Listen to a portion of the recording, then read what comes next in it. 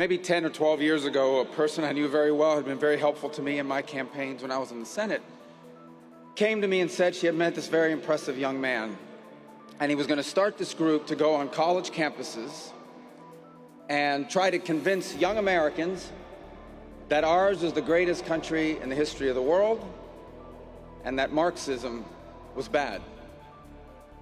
And I remember thinking back then, I'm going to admit to you guys, I was a little skeptical. I said, college campuses, you're going to do that? Why don't you start somewhere easier, like, for example, communist Cuba, you know?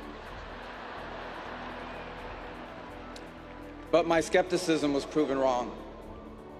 In place after place over the last 12, 14, 16 years, we've seen this renaissance. Understand where we were at that time in our history.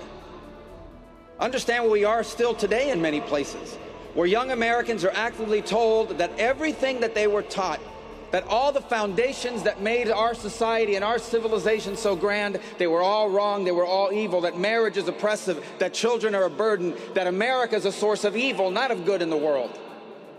And here was this voice that inspired a movement in which young Americans were told that is not true.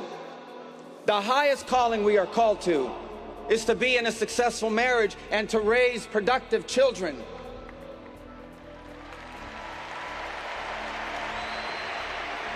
And a movement that taught them that ours was not a great country, but the greatest, most exceptional nation that has ever existed in the history of all of mankind. And that it's worth fighting for, it's worth defending, it's worth preserving, and it's worth passing on to the next generation.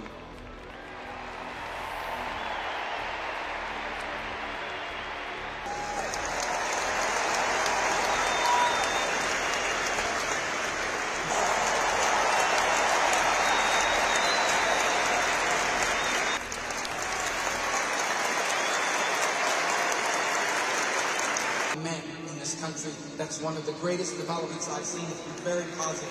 I think we remember him for that. Time and again, he sought to engage those he disagreed with because he understood that we were not created to isolate ourselves from one another, but to engage. The irony in all this is that what our nation needs, one of the many things it needs, is the ability to discuss our differences openly, honestly, peacefully, respectfully. And Charlie Kirk did that more than anyone alive in America today is doing.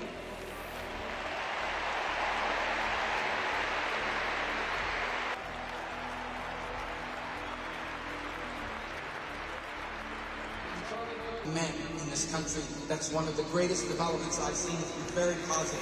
I think we remember him for that. Anyone alive in America today is doing.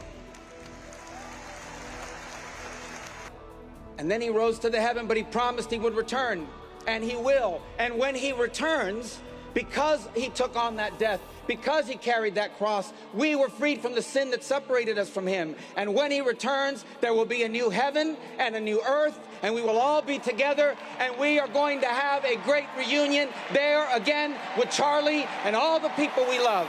Thank you, and God bless you.